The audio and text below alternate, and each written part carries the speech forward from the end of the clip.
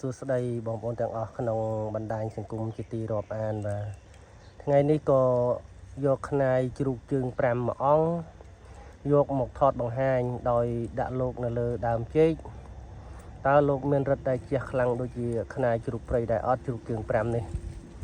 អញ្ចឹងយើងមើលទាំងអស់គ្នាឥឡូវនេះខ្ញុំដាក់ប្រហែលជាកន្លះម៉ោងចិត្តអស់មកធូបហើយណាជាងកន្លះម៉ោងតិច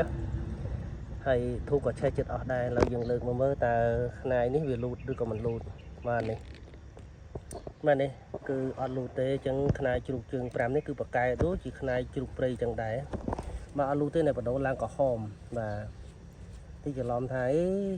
ចិត្តបដូរឡើយចុះអត់ទេនេះធម្មតាកាលណាយើងចិត្តបដូរខាងក្នុងនេះគឺសាច់វាសវាអត់ក្រហមអញ្ចឹងទេណាបងប្អូនបាទហើយខ្នាយនេះគឺប្រវែងវាមកទឹកកន្លះបាទប្រភេទជ្រូកជើង5ខ្នាយនេះគេបានយូរដែរហើយបាទ4-5 ឆ្នាំហើយខ្នាយនេះគេអត់ដែលត្រាំប្រេងត្រាំអីទេដាក់នៅជាប់ជាមួយនឹងក្បាលជ្រូកជើង5ហ្នឹងតែខ្ញុំចែកមកបានតែខ្នាយមួយខាងនេះហើយប្រភេទខ្នាយជ្រូកជើង5កម្រមានសម្លៀងស្អាតអញ្ចឹងណាអានេះសម្លៀងដូចជ្រូកព្រៃយ៉ាងគាត់ថាវាសម្លៀងខ្លីហើយសាច់នេះឡើងម្រះអស់ទោះខ្នាយនេះវានិយាយចំមក5-6 ឆ្នាំហើយនៅជាមួយនឹងម្ចាស់ដាក់ចោលលើអាសនៈរបស់គាត់អញ្ចឹងហើយខ្ញុំក៏ចែកបានខ្នាយមួយខាងនេះឥឡូវយកមកបន្សោតនៅលើដើមចេកនេះអត់លូតទេរយៈពេលកន្លះម៉ោងជាងអត់លូតទេរៀបស្មើថេងអញ្ចឹងគឺមានរឹតខ្លាំងមែនខ្នាយជ្រូកជើង5នេះគឺមិនចាញ់ខ្នាយជ្រូកព្រៃទេគេថាស្ដាច់ជ្រូកមានអាណាហ៊ានសម្លាប់ទេព្រោះខ្នាយជ្រូកនេះជ្រូកបាតៃសាគេយកទៅទុកនៅវត្តលេងចោលក្នុងវត្ត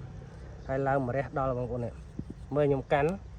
បាទមកក្តាប់ជាងអញ្ចឹងខ្នាយនេះមកទឹកកន្លះបាទហើយទំហំប្រទាប្រហែលជា2ហ៊ុនលើសបន្តិចយកប្រភេទខ្នាយជ្រូកជើង5ហើយធូបឆេះចិត្តអស់ហើយអញ្ចឹងក៏ថតឲ្យបងប្អូនមើលហើយបើសិនជាបងប្អូនស្រឡាញ់បាទឆាតតាម Telegram មកបាទនៅខាងក្រោម page ខ្ញុំមានដាក់លេខ Telegram 070 911 999បាទអញ្ចឹងវីដេអូខ្ញុំមានប៉ុណ្ណឹងសូមអរគុណសូមជម្រាបលា